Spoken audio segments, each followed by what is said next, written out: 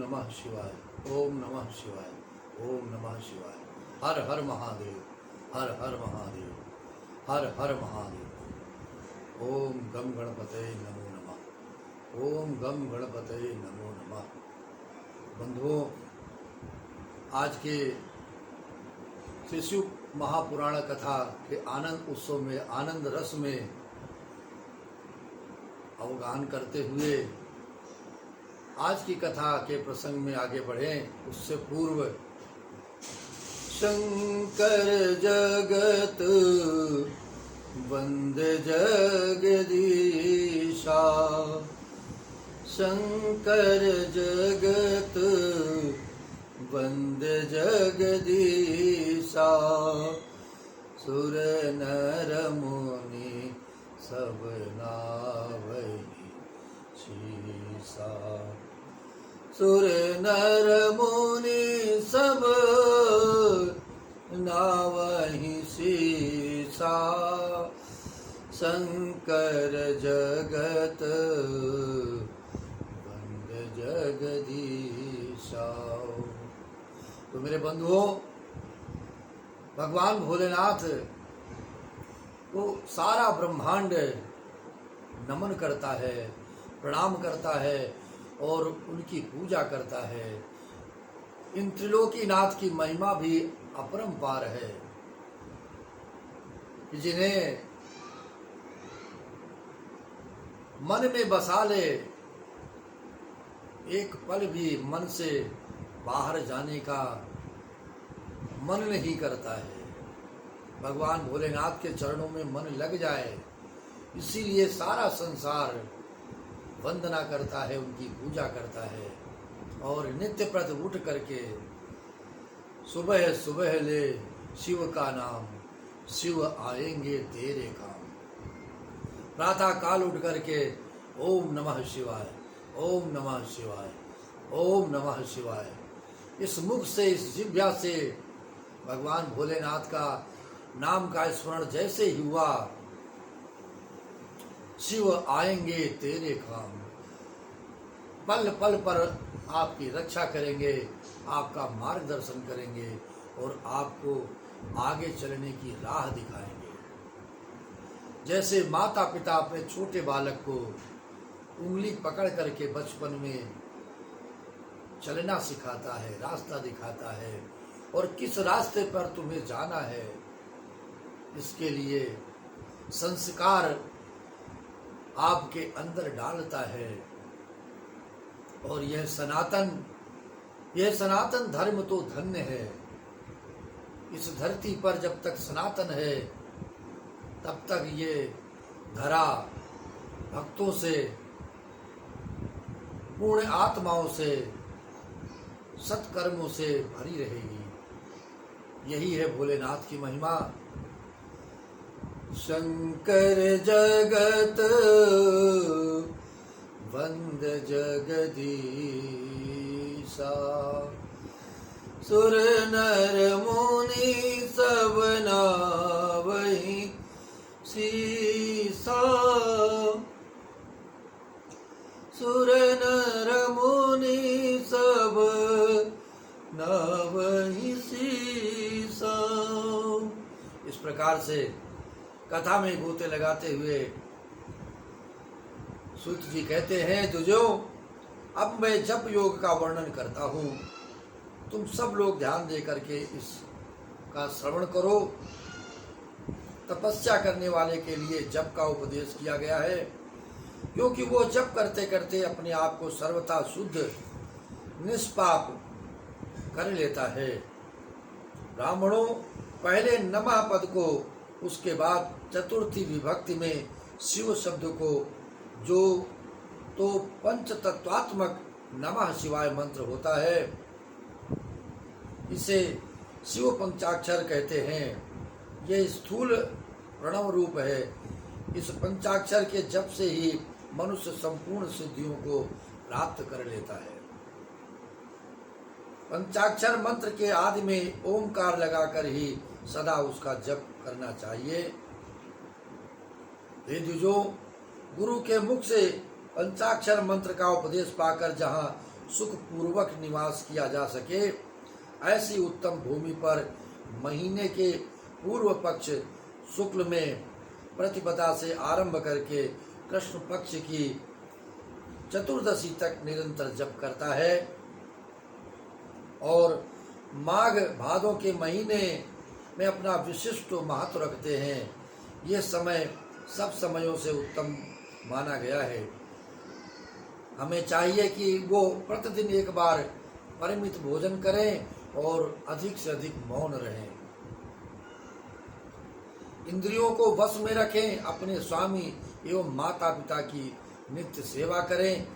इस नियम से रह करके जप करने वाला पुरुष एक सहस्त्र जप से ही शुद्ध हो जाता है, अंतःकरण से शुद्ध हो जाता है और मन शांत हो जाता है।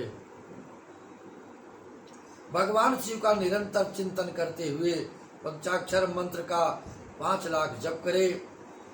जप काल में इस प्रकार ध्यान करे, कल्याणदाता भगवान शिव कमल के आसन पर विराजमान है। उनका मस्तक श्री गंगा जी तथा चंद्रमा की कला से सुशोभित है। उनकी बाईं जांघ पर आदि शक्ति भगवती उमा बैठी हुई हैं। वहां खड़े हुए बड़े बड़े गण भगवान शिव जी की शोभा को बढ़ा रहे हैं।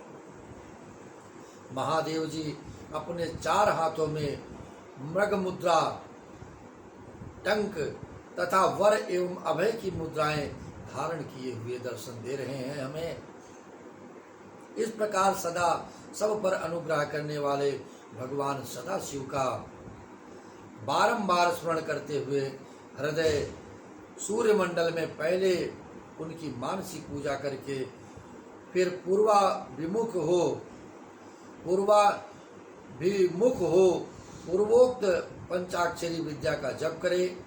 उन दिनों साधक सदा शुद्ध कर्म ही करे और जप की समाप्ति के दिन कृष्ण पक्ष की चतुर्दशी को प्रातः काल नित्य कर्म करके शुद्ध एवं सुंदर स्थान में शौच संतोष आदि नियमों से युक्त हो शुद्ध हृदय से पंचाक्षर मंत्र का 12 सहस्त्र जप करे। तत्पश्चात 5 सपत्नीक ब्राह्मणों का जो श्रेष्ठ एवं शिव भक्त हो वर्ण करे।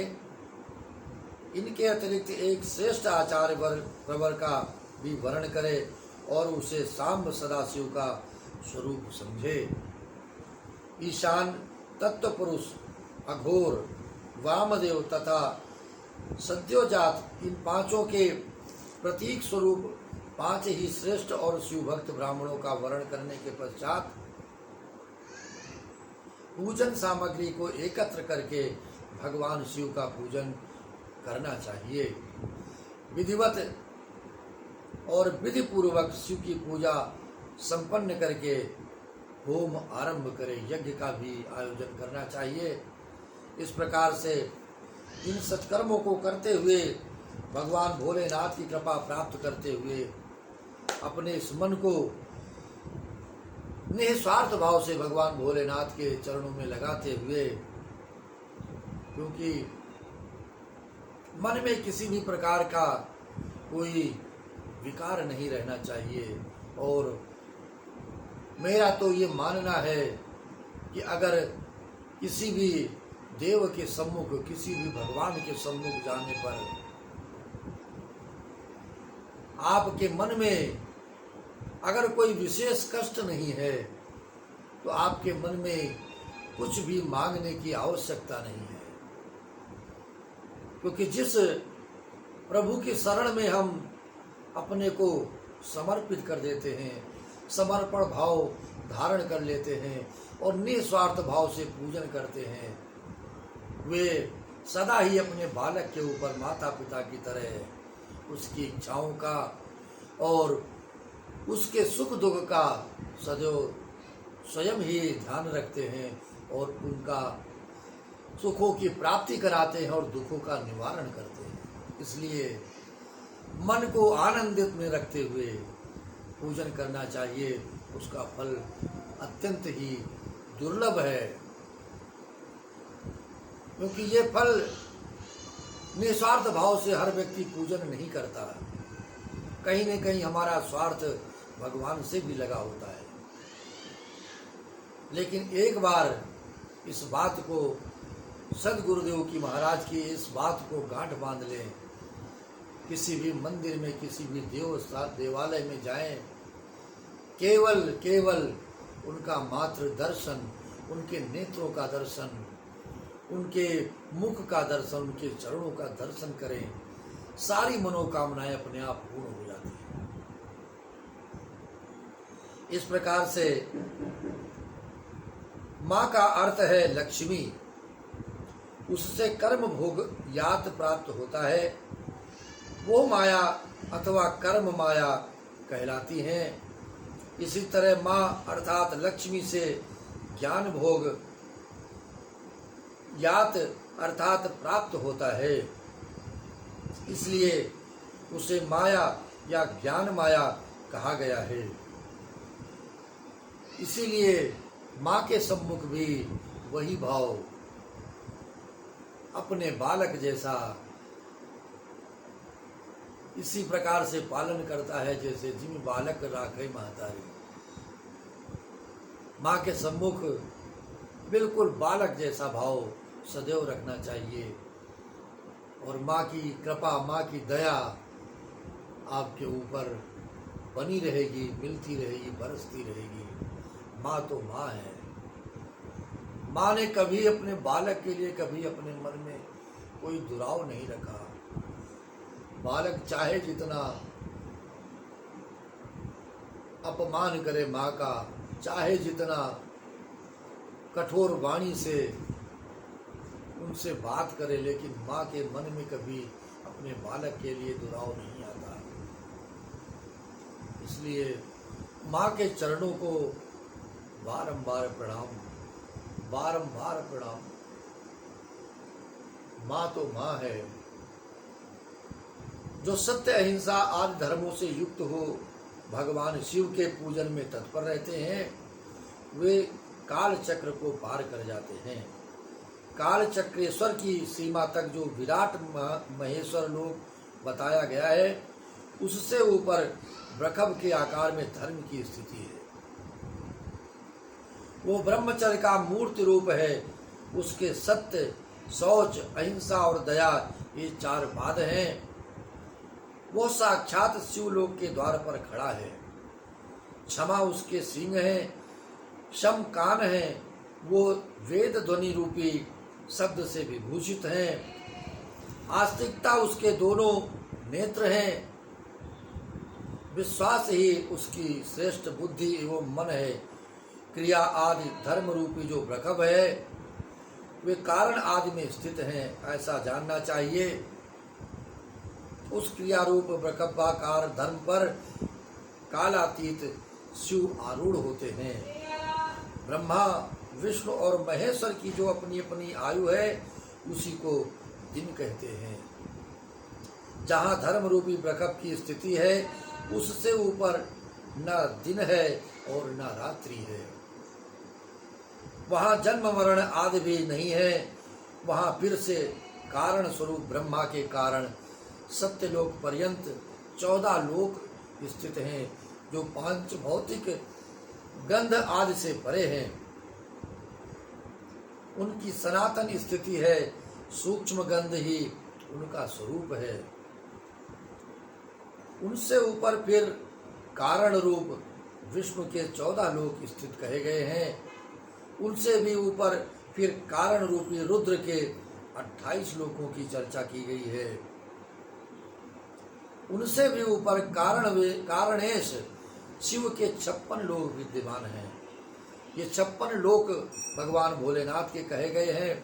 तदंतर शिव समस्त ब्रह्मचर्य लोक हैं, और वही 5 आवरणों से युक्त ज्ञानमय कैलाश है, जहाँ 5 मंडलों, 5 ब्रह्म कलाओं और आदि शक्ति से संयुक्त आदि लिंग प्रतिष्ठित है। उसे परमात्मा शिव का शिवालय कहा गया है। वहीं पराशक्ति से युक्त परमेश्वर शिव निवास करते हैं। वे सृष्टि, पालन, संहार, तिरोभाव और अनुग्रह इन पांचों कृत्यों में प्रवीण हैं। उनका श्री विग्रह सच्चिदानंद स्वरूप है। वे सदा ध्यान रूपी धर्म में ही स्थित रहते हैं और सदा सब पर अनुग्रह किया करते हैं, अपनी कृपा बरसाते रहते हैं।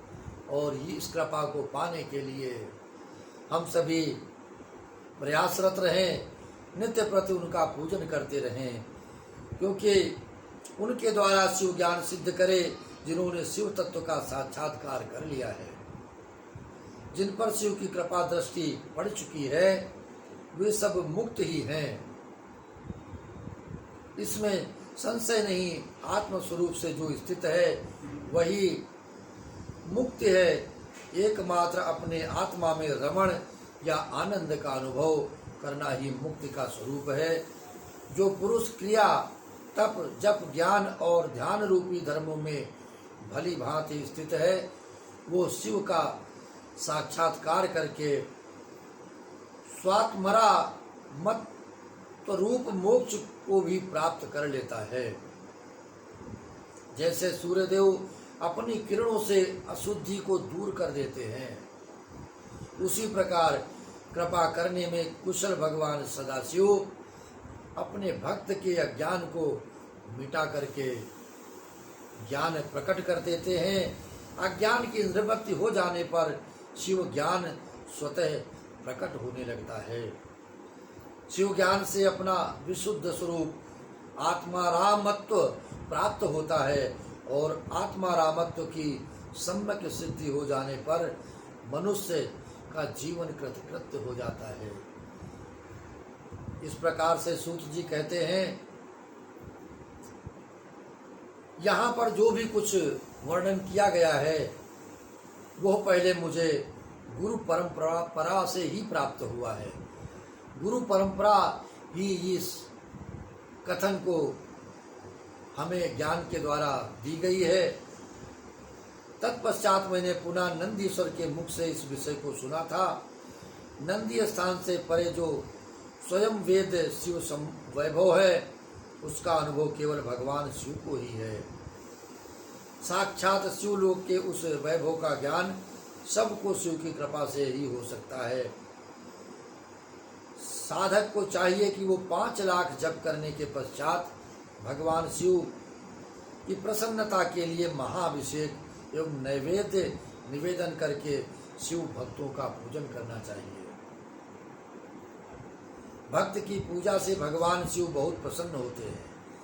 शिव और उनके भक्त में कोई भेद नहीं है, वो साक्षात शिव स्वरूप ही है। शिव स्वरूप मंत्र को धारण करके वो शिव ही हो गया है, ऐसा मानना चाहिए। शिव भक्त का शरीर शिव स्वरूप ही है, अतः उसकी सेवा में तत्पर रहना चाहिए। जो शिव के भक्त हैं वे लोक और वेद की सारी क्रियाओं को जानते हैं। जो क्रमशः जितना जितना शिव मंत्र का जप कर लेता है, उसके शरीर को उतना शिव का सामीप्य प्राप्त हो जाता है। इस प्रकार से शिव भक्त स्त्री का रूप देवी पार्वती का ही स्वरूप है। वो जितना मंत्र जपती है उसे उतना ही देवी का सानिध्य प्राप्त हो जाता है। साधक स्वयं शिव स्वरूप होकर पराशक्ति का पूजन करे। शक्ति वेर तथा लिंग का चित्र बनाकर अथवा मिट्टी आदि से इनकी आकृति का निर्माण करके प्राण प्रतिष्ठा पूर्वक निष्कपट भाव से इनका पूजन करे। शिवलिंग को शिव मानकर, अपने को शक्ति रूप समझकर, शक्ति लिंग को देवी मानकर, अपने को शिव रूप समझकर, शिवलिंग को नाद रूप तथा शक्ति को बिंदु रूप मान करके परस्पर सटे हुए शक्तिलिंग और शिवलिंग के प्रति प्रधान और प्रधान की भावना रखते हुए जो शिव और शक्ति का पूजन करता है, वो मूल रूप की भावना करने के कारण शिव स्वरूप ही हो जाता है। शिव भक्त शिव मंत्र रूप होने के कारण शिव के ही स्वरूप कहे गए हैं। जो 16 उपचारों से उनकी पूजा करता है, अभीष्ट वस्तु की उसे प्राप्ति होती है। जो शिवलिंगोपासक शिव भक्त की सेवा आदि करके उसे आनंद प्रदान करता है, उस विद्वान पर भगवान शिव बड़े प्रसन्न हो जाते हैं। 5, 10 या 100 सपत्नीक शिव भक्तों को बुलाकर भोजन आदि के द्वारा पत्नी सहित उनका सदैव समादर करे। धन में, देह में और मंत्र में शिव भावना रखते हुए उन्हें शिव और शक्ति का स्वरूप जानकर निष्कपट भाव से उनकी पूजा करे। ऐसा करने वाला पुरुष इस भूतल पर फिर जन्म नहीं लेता है, वो मुक्त हो जाता है, उसका मोक्ष हो जाता है। इस प्रकार से भगवान भोलेनाथ की कृपा हम लोग सभी पा रहे हैं। इस श्री शिव महापुराण की कथा आनंद उत्सव के रूप में, और इस उत्सव को अधिक से अधिक लोगों तक आप पहुंचाते रहें और चैनल को भी सब्सक्राइब करते रहें और शेयर भी करते रहें, क्योंकि ये भगवान भोलेनाथ की निस्वार्थ भाव की प्रसादी है। जितने अधिक से अधिक लोगों तक आप पहुंचाएंगे तो आपके कल्याण के लिए भी भगवान भोलेनाथ कृपा करेंगे, ये मेरी भावना है। और नमः शिवाय, ओम नमः शिवाय, हर हर भोले नमः शिवाय, ओम नमः शिवाय, ओम नमः शिवाय, हर हर भोले नमः शिवाय, ओम नमः शिवाय, ओम नमः शिवाय, हर हर भोले नमः शिवाय। शंकर जगत बंद जगदीशा, शंकर जगत बंद जगदीशा, सुर नर मुनि सब नावहि शीसा, सुर नर मुनि सब नावहि शीसा, शंकर जगत बंद जगदीशा, सुर नर मुनि सब नावत शीसा, नावहि शीसा। जय जय शिव शंकर शंभो। ओम नमः शिवाय, ओम नमः शिवाय, ओम नमः शिवाय। हर हर महादेव, हर हर महादेव, हर हर महादेव। जय जय शिव शंकर।